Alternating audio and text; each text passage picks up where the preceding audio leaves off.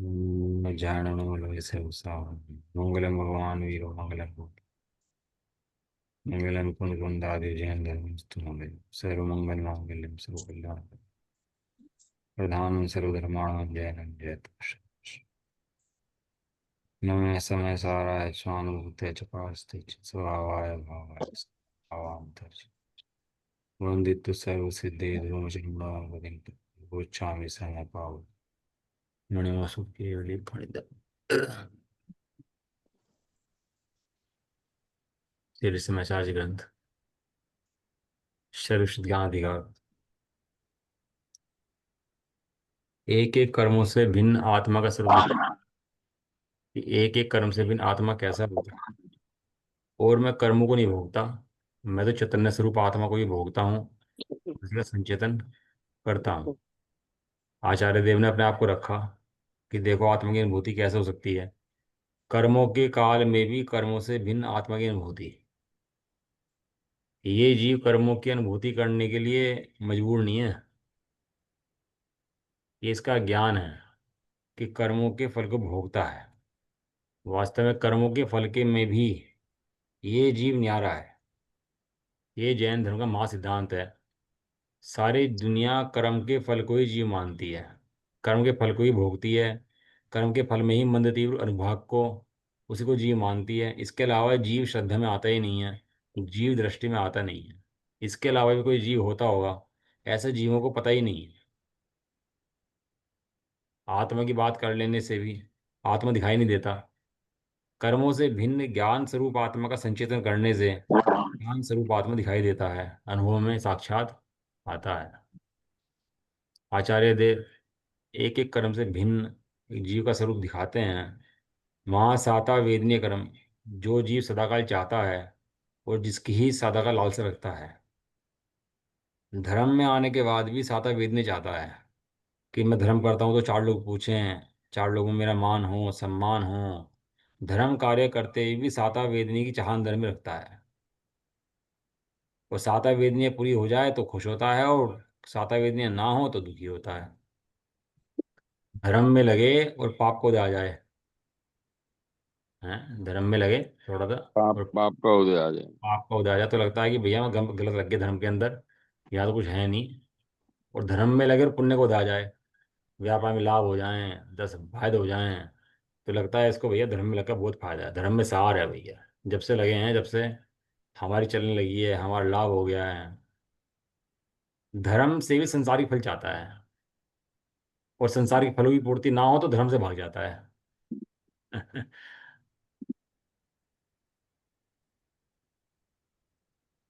धर्म कार्य करता तो देखता है फल क्या मिला, संसारिक फल क्या मिला।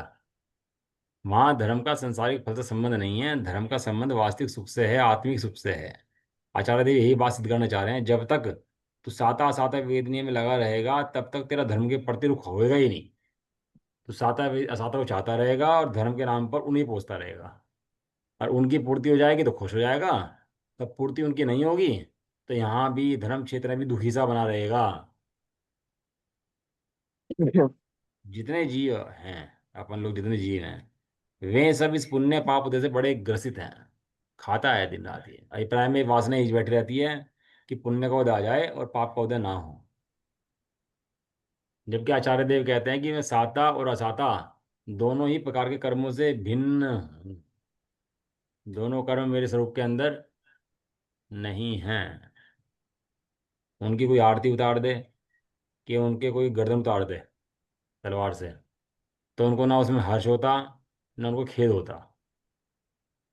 ऐसे मुनिराजों के स्वरूप पे विचार करने से बारंबार समता आती है कि वास्तव में मुनिराज कैसे स्वरूप के धारी हैं, कैसे चैतन्य स्वरूप में तिष्ठते हैं।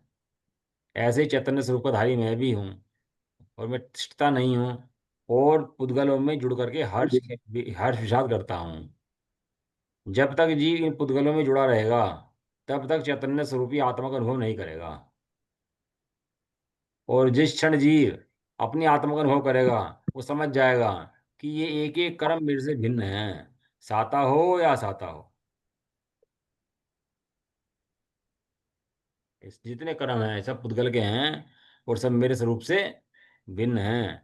ये मात्र मेरे एक समय की पर्याय में ज्ञान के गेय हैं।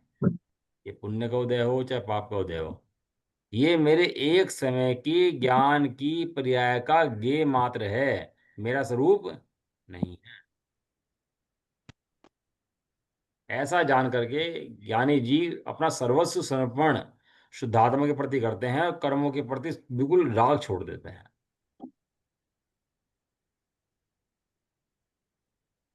कर्म हंसाए तो हंसे, कर्म रुलाए तो रोए, ऐसा नहीं है भैया। कर्म के मेरा रिमोट कर्म के हाथ में नहीं है, ना कर्मों का रिमोट मेरे हाथ में है।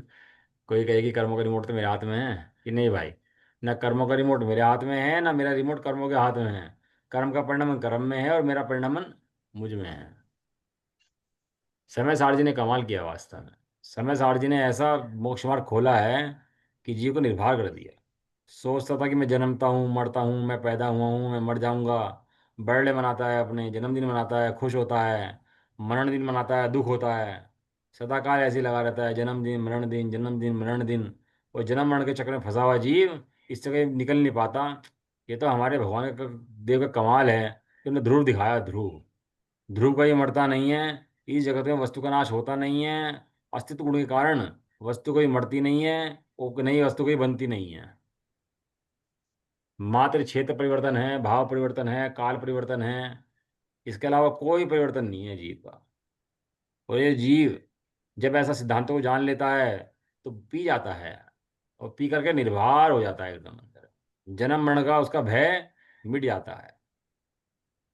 एक एक भय की बात नहीं है, सारे भय मिट जाते हैं, जीव निर्भय हो जाता है।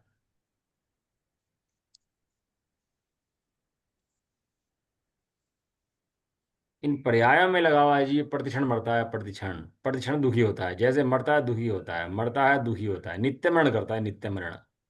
नित्य दुखी है, महादुखी है। किस लिए? मात्र अपने स्वरूप को जानकर साता की तरफ देखता रहता है। साता सुख देगा तो सुख होगा, और नहीं तो सुख नहीं होगा। असाता दुख ना दे और साता सुख दे। सदाकाल साता साता की तरफ देखता रहता है। मेरे अनुकूल परिस्थिति बनती रहे, मैं सुखी रहूं तो सुखी हो जाऊंगा, नहीं तो मैं दुखी रहूंगा। ऐसा जान करके सदाकाल अंदर में साता की चाह रखता है, और साता को ही पोसता रहता है।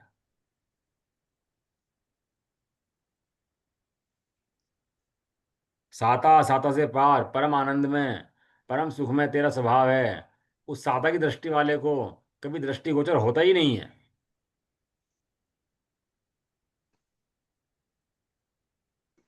साता की दृष्टि, जिसपे साता पर दृष्टि है, उसे अपना भगवान दिखता नहीं है।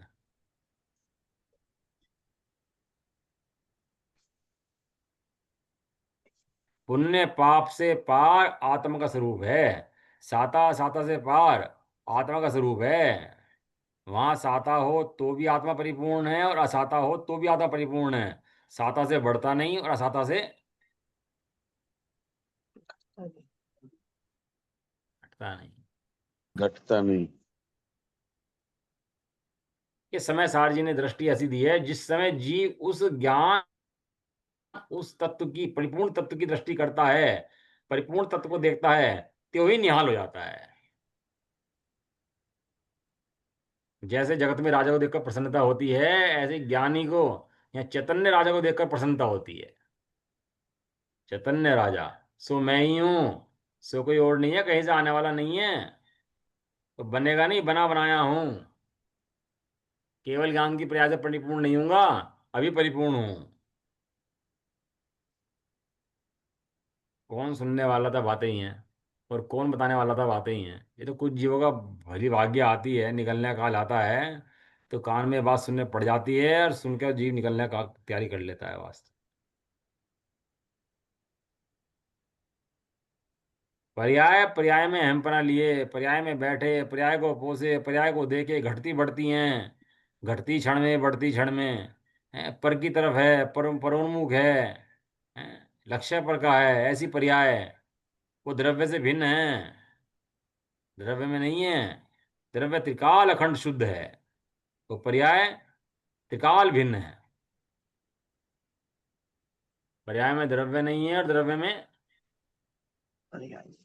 पर्याय नहीं। जब तक पर्याय ऐसे अखंड द्रव्य को स्वीकार नहीं करे, उसका झुकाव द्रव्य की तरफ ना हो, तब तक पर्याय पर्याय में अहमपना करती हुई मिथ्या दृष्टि है, संसारी है, संसार भोगती है। और जिस क्षण वही पर्याय द्रव्य में अहमपना करती है, द्रव्य को खंड परिपूर्ण द्रव्य को स्वीकार करती है, तो पर्याय आनंदित हो जाती है। द्रव्य का आनंद उस पर्याय में भी आ जाता है। पर्याय सुखी हो जाती है।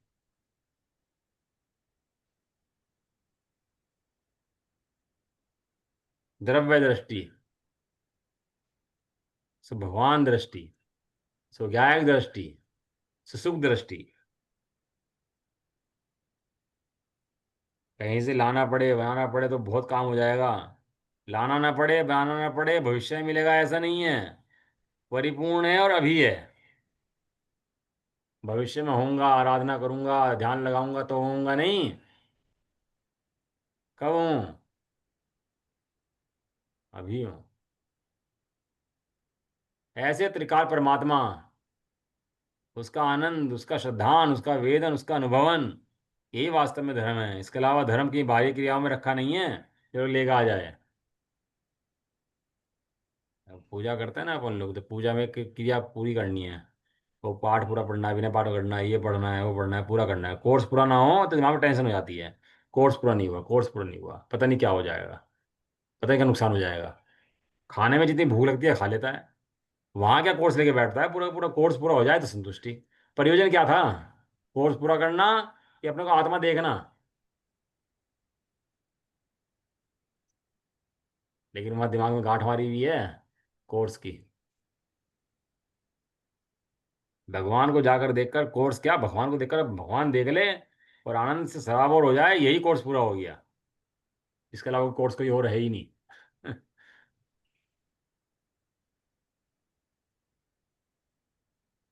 कह रहे हैं मैं साता वेदनीय कर्म के फल को नहीं भोगता। हम्म।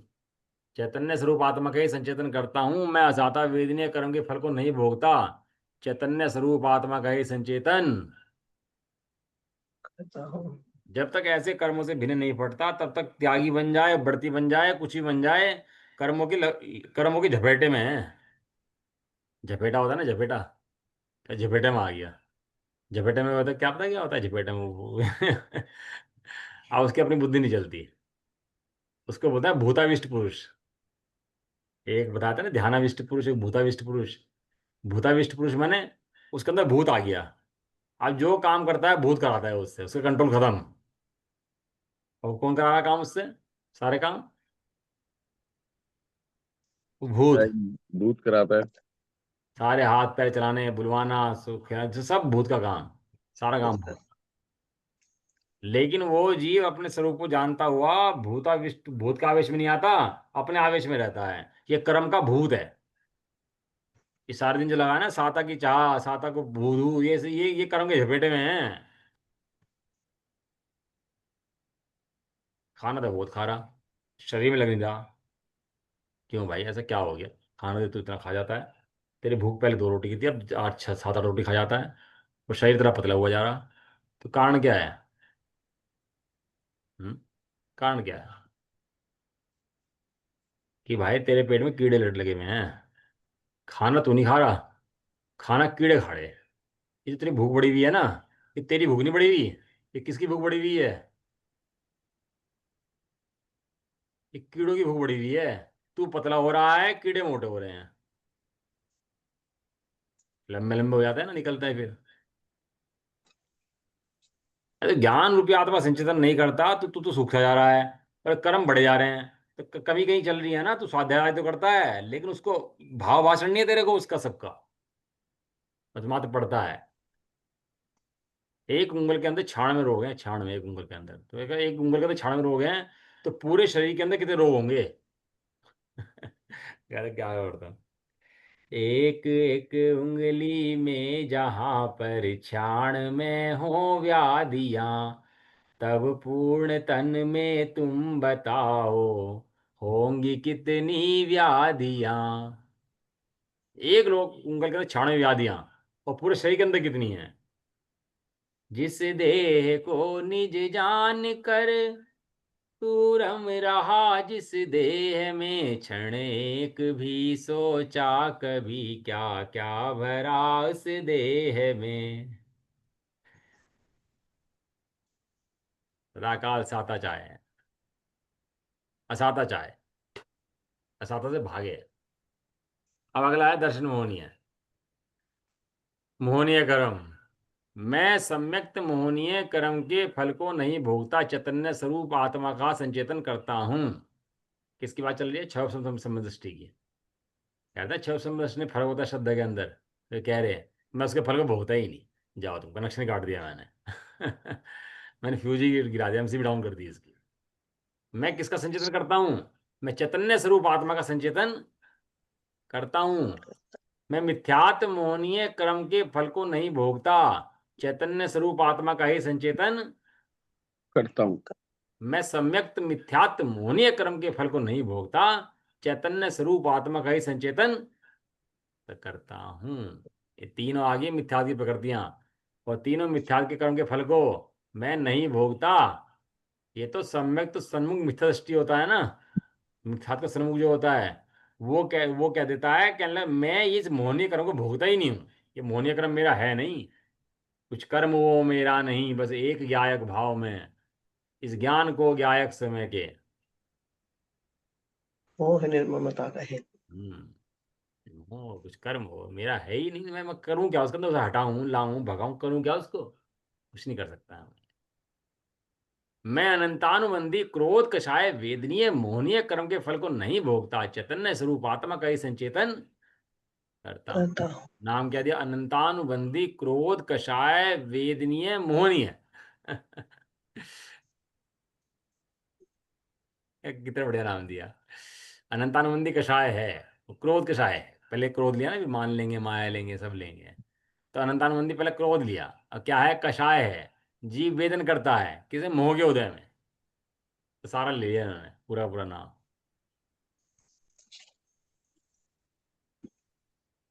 मैं प्रत्याख्याना वर्णीय क्रोध कषाय वेदनीय मोहनीय कर्म के फल को नहीं भोगता, चैतन्य स्वरूप आत्मा का ही संचेतन करता हूं। मैं प्रत्याख्याना वर्णीय क्रोध कषाय वेदनीय मोहनीय कर्म के फल को नहीं भोगता, चैतन्य स्वरूप आत्मा का ही संचेतन करता हूं। मैं संजलन क्रोध कषाय वेदनीय मोहनीय कर्म के फल को नहीं भोगता, चैतन्य स्वरूप आत्मा का ही संचेतन करता हूं। चारों क्रोध के इसके अंदर भेद आ गई है। बात ये नहीं क्रोध ना आए, क्रोध को भगा दें। बात ये क्रोध भी आए तो क्रोध के काल में मैं कौन हूं? क्रोध के काल में भी मैं क्रोध रूप नहीं हूं, मैं ज्ञायक परमात्मा हूं। यहां से शुरुआत होगी। क्रोध आ गया, बुरा आया, भगा दो। जिन्हें क्रोध नहीं आ रहा वे अच्छे, जिन्हें क्रोध आ रहा है बुरे। ऐसा नहीं है। क्रोध एक पर्याय है किसकी? कर्म क्रोध की पर्याय है। वहां कौन है? और क्रोध कषाय नाम का कर्म का उदय है, जिसके उदय में जीव के परिणाम क्रोध में होते हैं।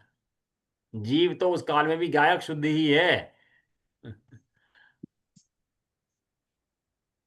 अब वो व्यवहार उठाएंगे पर्याय वाले कि नहीं देखो जी, परिणमता हुआ जीव ही है। वो भैया, परिणमते हुए जीव वो बराबर है। जब जीव नहीं सुधरता तो सिखाते हैं उसको उस बात से, लेकिन इसका मतलब ये नहीं है जीव क्रोध रूप हो गया।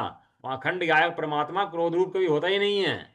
क्रोध का उसके अंदर प्रवेश है ही नहीं, आत्मा के अंदर। द्रव्य कर्म की बात नहीं कर रहे। जो खंड खंड रूप भाव कर्म जो होता है ना, क्रोध रूप कषाय रूप, उसकी बात कर रहे। वो आत्मा के अंदर नहीं है। सूक्ष्म हो जाता है थोड़ा सा, समझा करो आप इस बातों को। नहीं है आत्मा के अंदर। आत्मा सदाकाल शुद्ध है, सदा शुद्ध। मैं सदा शुद्ध हूं, सुख का ज्ञायक हो।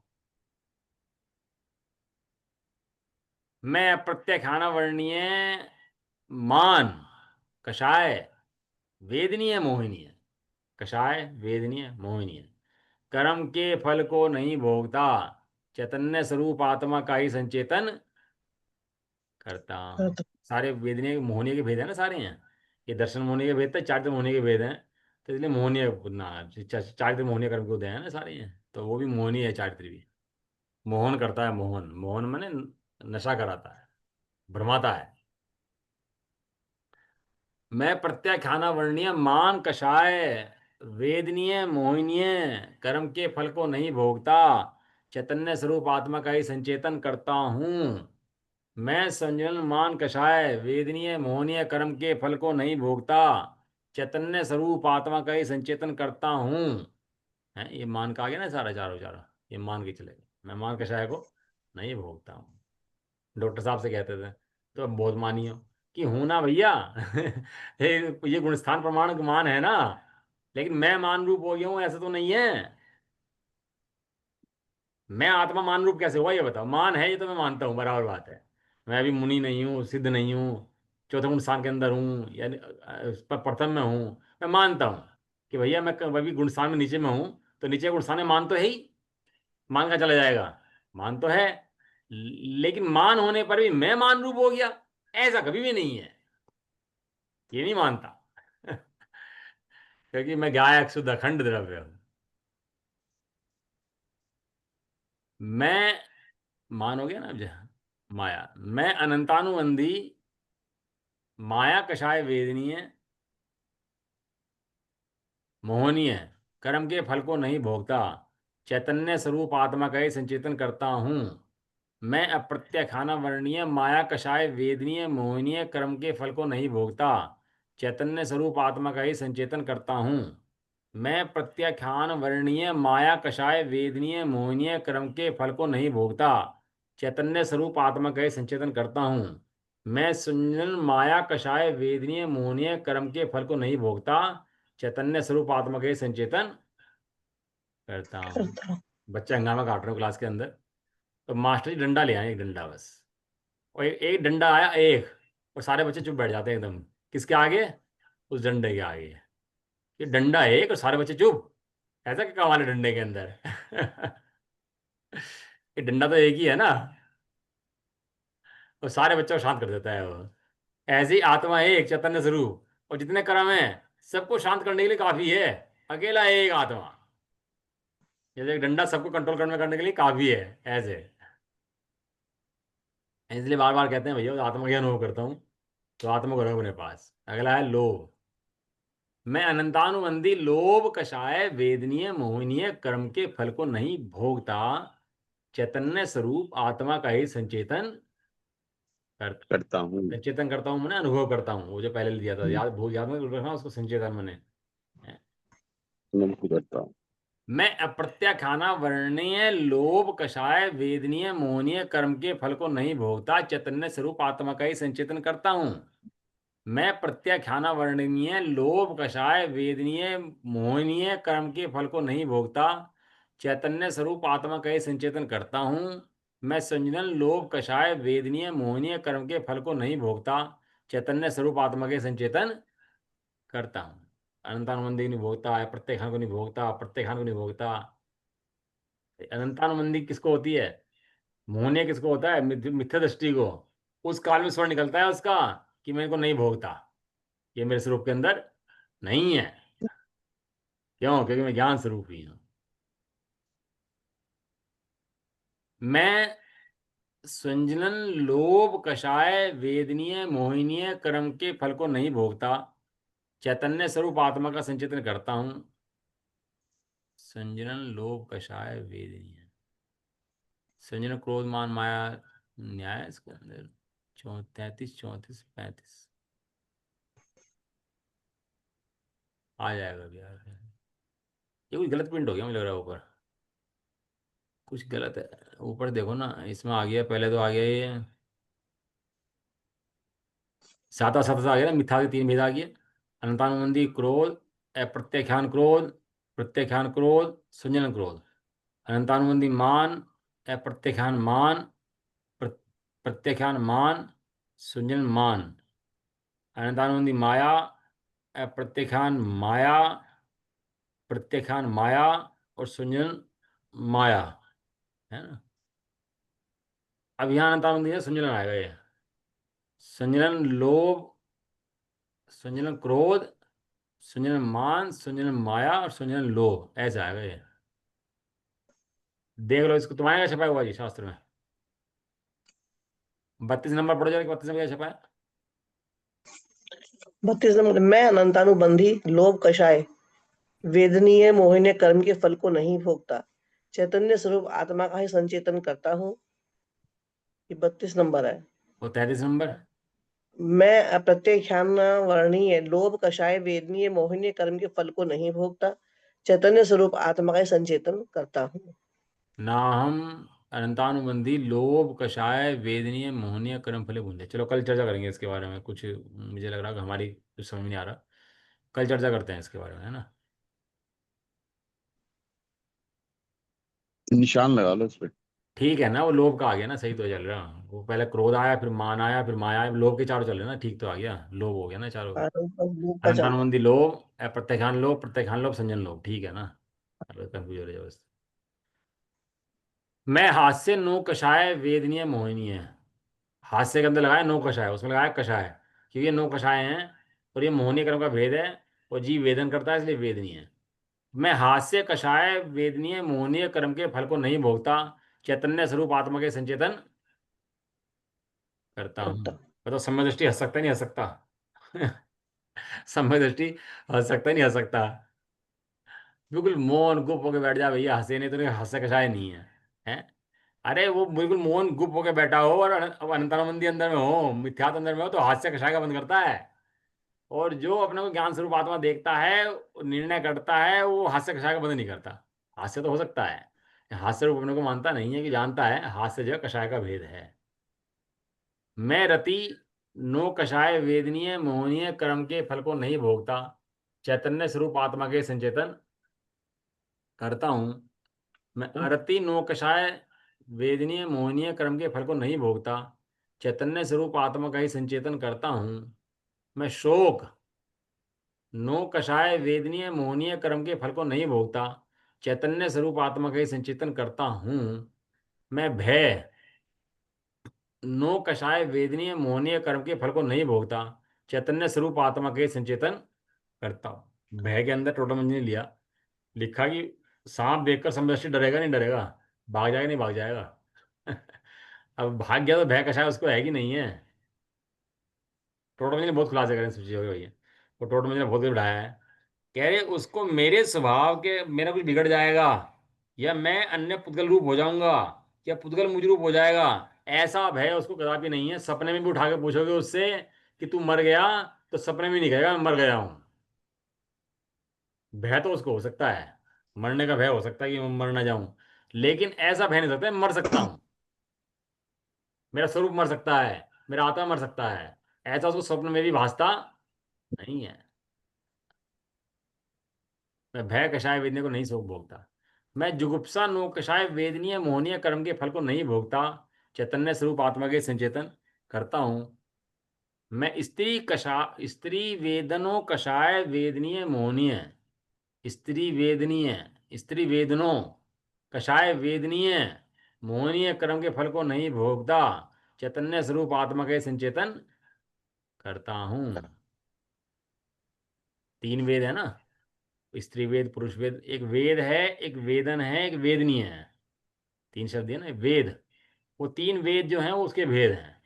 और वेदन करना वो वेदनीय है, और कषाय है इसलिए मोहनीय है। समझ में आया तीनों चीजें? वो काम कषाय का वेद करता है, वेद है उसके लिए वेद है, और वेदनीय वेदन करता है उसको, इसलिए वेद वेदनीय है। और कषाय है इसलिए कषाय मोहनीय है। वो मोहनीय का भेद है ना कषाय का, इसलिए कषाय मोहनीय। तो इसमें 4 नाम आए इसके अंदर। मैं पुरुष वेद नो कषाय, इसमें कोमा यहाँ लगेगा। पुरुष वेद नो कषाय वेदनीय मोहनीय। कितने शब्द हो गए इसके अंदर? पुरुष वेद पुरुष वेद नो कषाय नौकशाय वेदनीय वेदनीय और मोहनीय। 5 चीजें हो गई मौन। इसमें। मैं भी पढ़ के थोड़ा पुरुष तोड़ा इसको, तब समझ में आया कि तो क्या कहना चाह रहे हैं। वेद नो क्या होता है, तो वेद इधर जाएगा, नो कषाय इधर जाएगी। इस तरह उन सब कर्म हो, सब कर्मों की सत्ता है भैया, सब कर्मों का महल है खड़ा हुआ है ये। इस कर्मों के फल को नहीं भोगता, चैतन्य स्वरूप आत्मा के संचेतन। ताश के पत्तों का महल देखा कभी आप लोगों ने? हम्म, ताश के पत्तों का महल खड़ा करते हैं कि क्या है, गिरने में कितनी लगती है उसको? एक एक पल। ऐसे ही ये ताश के पत्तों का महल है मिथ्यात्व। एक पल लगता है, कब? ध्रुव दृष्टि करते ही। मैं ध्रुव हूं, तुरंत ताश के पत्तों का महल सब गिर जाता है ये कर्मों का। मैं कर्म रूप नहीं होता। अब सारा खेद भी हो, वेद भी हो, सब काम हो, तो भी अंतरंग में ये रहे कि मेरा कुछ नहीं बिगड़ सकता, मैं चैतन्य स्वरूप आत्मा था, हूं और अनंत काल तक रहने वाला हूं। इस दृष्टि से सारे कर्मों का भाव हो जाता है। मैं नपुंसक, वेद, नौकषाय, वेदनीय, मोहनीय कर्म के फल को नहीं भोगता, चैतन्य स्वरूप आत्मा का ही संचेतन करता हूँ। अब नपुंसक को पढ़ाओ आप कि भैया तू नपुंसक है, वो सारी जिंदगी सुनता रहा तो नपुंसक है, पैदा होते ही शुरू से लगा आज तक सुनता रहा नपुंसक है, नपुंसक है, नपुंसक। आज कोई उसको पढ़ा दे ये बात कि तू नपुंसक नहीं है, तू चैतन्य स्वरूप आत्मा है, तू कहाँ नपुंसक देखता है अपने आप को? ऐसा सुनते ही नपुंसक बना छोड़ के अपना पुरुषत्व धारण कर लिया आत्मा का, तो नपुंसक होने के भाग्य काल में भी वो पुरुष है। देखो कमाल की बात। अपने एक विद्वान थे, पता नहीं कि नाम तो मुझे याद नहीं, एक बार मैं गया था तो 10-15 नपुंसक को समझा दिया उन्होंने, नपुंसकों को समझा दिया तो आत्मा है। और नपुंसक समझ गया आत्मा हूं तो साथ में बोलिए उनके, नपुंसक का काम तो छोड़ दिया उन्होंने अपना, ढोल बजाई का काम, वो इसी काम में लग गए। तो वो विद्वान ने सोचा नहीं क्या काम दें इनके पास, इनके लिए हम क्या काम दें, क्या काम कराएं, अलग तो साथ में लिए। तो उन लोगों को बर्तन मांजने का, कपड़े धोने का काम दे दिया और साथ में लगाए रखा उनको, उनको धर्म स्थिति तक आई उनकी, नपुंसकों की। अपन लोग क्या देखते हैं, नपुंसक क्या समझेगा नहीं। अरे हमारे पास शुद्ध माल है, हम भगवान देखते हैं और भगवान दिखाते हैं, वो माल है हमारे पास। और जो भगवान देख लेता है वो निहाल हो जाता है। काय का नपुंसक है, काय का गरीब और काय का भिखारी, ये सब यहाँ सब बराबर एक चैतन्य मूर्ति आत्मा है, सबका भाव एक चैतन्य भाव है सबका। क्या भाव है सबका? कितने मूर्ति भाव। चैतन्य। यहाँ कोई पत्नी पति स्त्री पुरुष आदि कुछ भी नहीं है, यहाँ सब चैतन्य मूर्ति आत्मा है। ऐसी दृष्टि हो तो सारे कर्मों से एकदम फिर मिट जाए, सब एक एक ही कर्म, एक ही कर्म निटाना पड़ने का कि ये वेदनीय कर्म अलग हटाऊं, मनुष्य नाम का कर्म अलग हटाऊं, और ये का अलग, ये सब चैतन्य मूर्ति आत्मा देखती है, सब में विध्वंस लग जाता है, विस्फोट हो जाता है सारे के अंदर, सब खत्म एक एक क्षण के अंदर। ये हो गया भैया कषाय वेदने के सारे भेद हो गए है ना, इसके आगे हैं 25 भेद, उसके 3 भेद, उसके 28 भेद हो गए ना। और वेदनीय का आ गया, ज्ञानावरणी का आ गया, दर्शनावरणी का आ गया। पढ़ लेते हैं, देखो एक दो। 148 ना, 44 अपने हो गया। मैं नरक आयु कर्म के फल को नहीं भोगता, चैतन्य स्वरूप आत्मा का ही संचेतन करता हूँ। कितना हूँ। नरक में पड़ा हो, दुखी हो रहा हो, कट फट रहा हो, मर रहा हो, और उसे सीता का जीव गया और संबोधन कर दिया, अरे तू कटने फटने वाला नहीं है, तू चैतन्य मूर्ति आत्मा है, तू ये दुख के काल में भी दुखी नहीं है, तू परम सुखी है।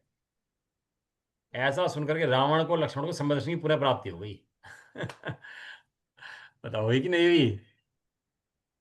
अब नरक के काल में भी नारक की है कि चैतन्य मूर्ति आत्मा है।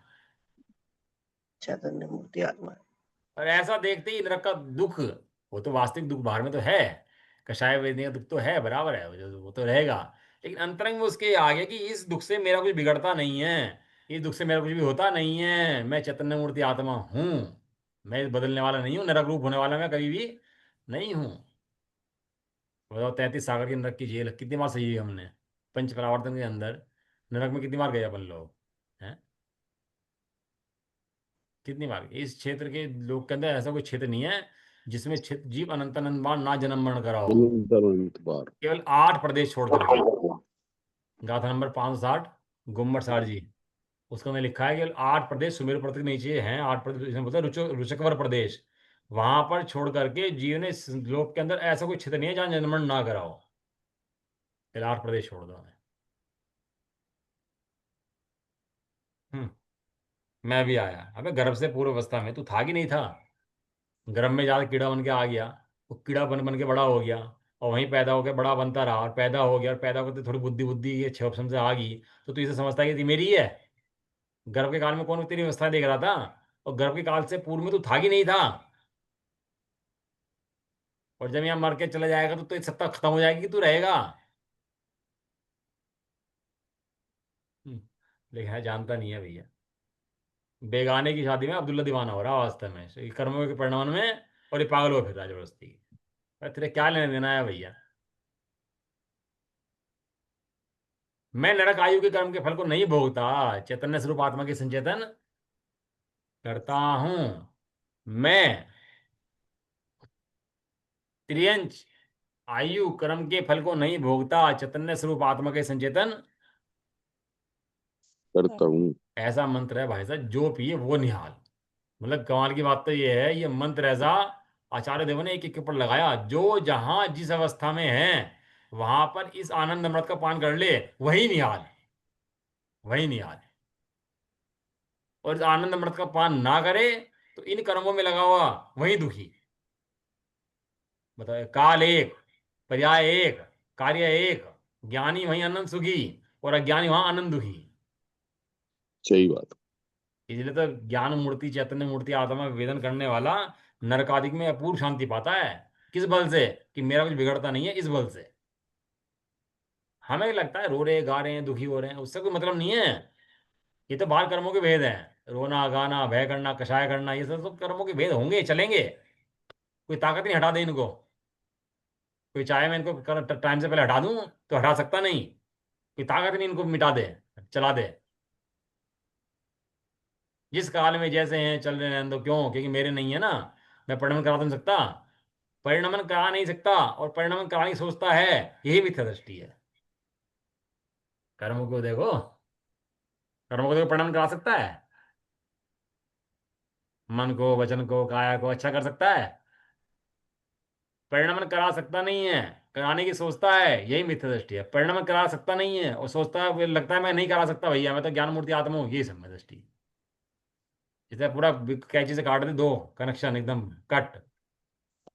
कर्मों का कार्य अलग और मेरा कार्य अलग। अलग।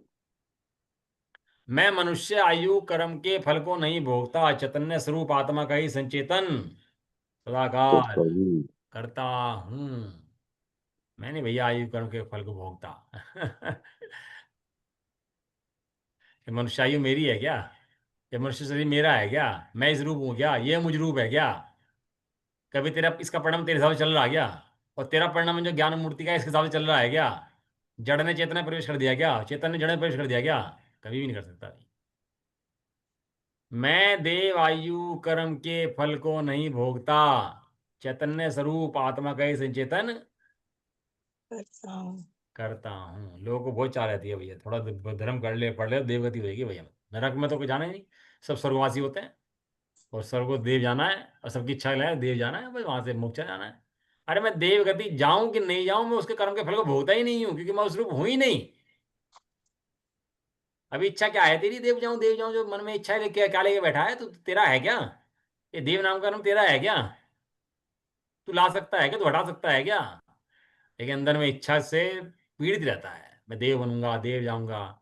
ये जो अभिप्राय की वासना है ना देव बनने की, ये खोटी वासना है।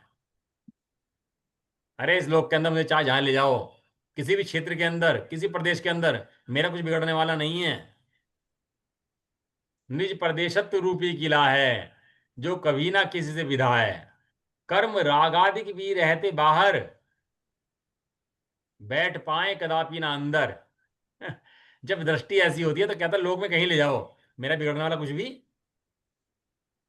नहीं है। ये मिन मिन करने का धर्म नहीं है, स्वर्ग हो जाए ये हो जाए वो हो जाए। अरे कहीं रहूं, जिस क्षेत्र जिस देश में जिस वेश में जिस काल में रहो तुम, गायक रहो, बस गायक ही रहोगे क्या है? तुम। ये ऐसी दृष्टि गायक की होती है, तो जीव को संवेदन होता है। ये ऐसे कोई मरे गिरो काम नहीं है यहाँ पर।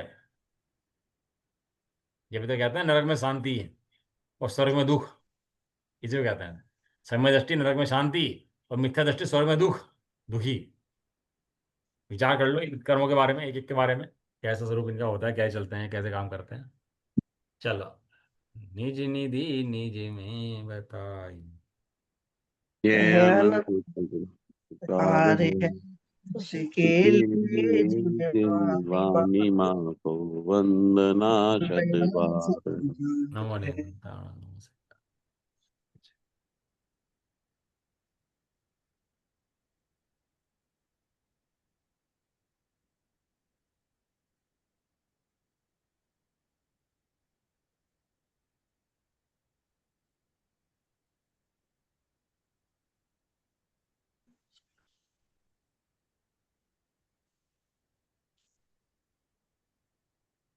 जय बोलो दक्षिण माता की।